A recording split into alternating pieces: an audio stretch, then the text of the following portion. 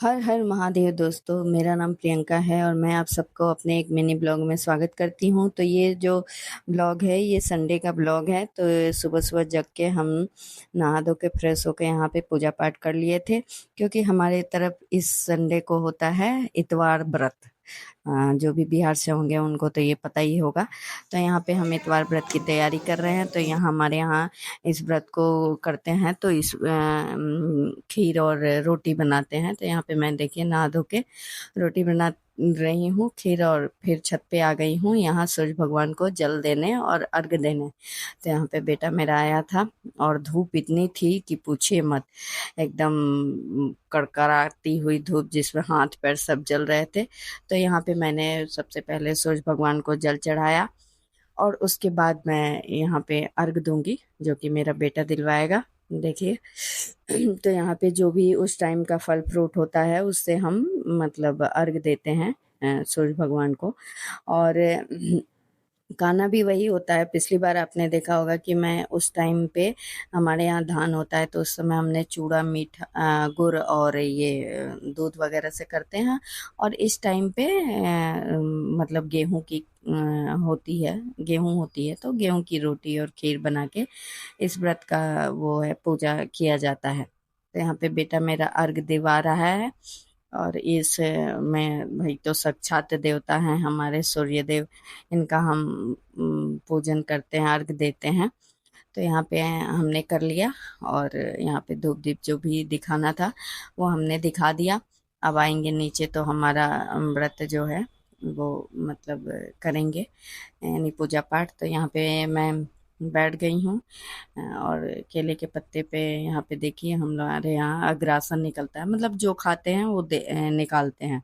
और ये अग्रासन जो होता है वो हम मतलब घर के बच्चे नहीं खाते हैं। छठ में आपने देखा होगा जो हम अग्रासन निकालते हैं वो बच्चे प्रसाद में खा लेते हैं, लेकिन ये इतवार का जो ये अग्रासन होता है इसको हम गाय को खिलाते हैं। यहाँ पे मैं अपना जो लेके बैठी हूँ व्रत करने के लिए, तो उसी में से हम अग्रासन निकालेंगे सबसे पहले।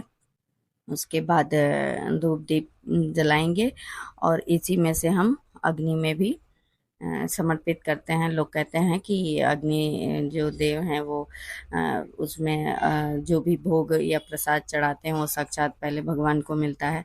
यह हमारी मान्यता है। तो जो हमारी मान्यता है उसको लेके हमें चलना है और उसी रीति रिवाज को निभाना है जो हमारे आगे हमारे पूर्वज जो हमारे माँ बाप हैं वो निभाते आए हैं। तो उसको भी हमें ऐसे ही निभाना है और आगे ले जाना है। तो यहाँ पे मैंने देखिए अर्घ के बाद अब अग्नि में समर्पित करूंगी जो भोग होता है वो।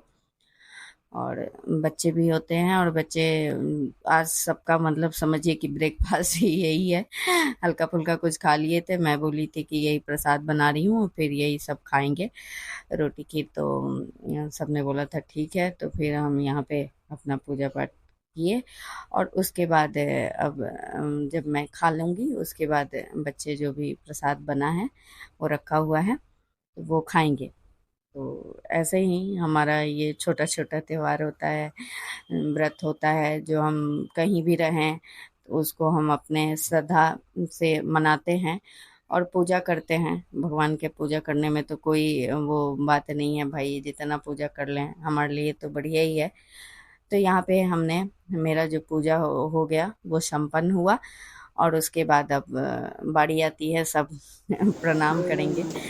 तो यहाँ पे एक एक करके जो भी घर में सदस्य रहते हैं वो आके यहाँ पे पूजा पाठ करते हैं और हम टीका चंदन जो होता है वो लगाते हैं और आशीर्वाद देते हैं कि भाई हमारा जो भी परिवार है वो सुखी संपन्न रहे, हमेशा खुश रहे।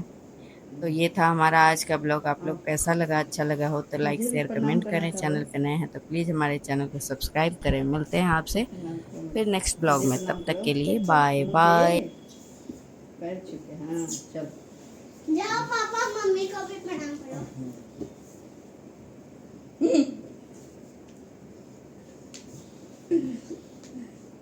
नहीं पैर छू के खुश रहो, पैर छू के करो।